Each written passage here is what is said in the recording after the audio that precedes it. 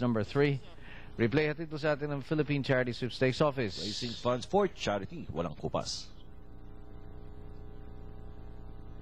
Gates open, that up and racing. Sa totoo lang, apo ni Tomas, Boss Rick moving up is Dugos Fantasy to grab the lead. Then comes Sinagtala. And about to make their first turn, we've got Dugos Fantasy in the driver's seat, running by Darrell Apone Tomas. Boss Rick running in between runners. Sinagtala is on the outside, while Sa Totoo Lang is running at the tail of the field. Past the 5/8 mile pole, it's Dugos Fantasy in front by 3/4 of a length lead. Sinagtala pressing up on the outside, almost as one this time.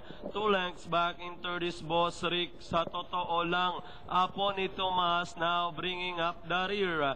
Entering the last 600, it's still Dugos Fantasy back to a length lead. Sinagtala drops back in second. Boss Rick still in third. Sa Totoo Lang, Apo ni Tomas still running in behind them.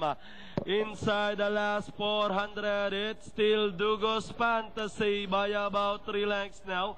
Boss Rick to take second. Sinagtala in third. Sa Totoo Lang, Apo ni Tomas is still running in behind them as they swing for home. It's still Dugos Fantasy. Boss Rick moving up on the outside to grab the lead. It's now Boss Rick takes the lead from Dugos Fantasy. And finally, Boss Rick, Dugos Fantasy, Sinagtala, Sa Totoo Lang. Nung lumampas yung 3 sa 5, nilingon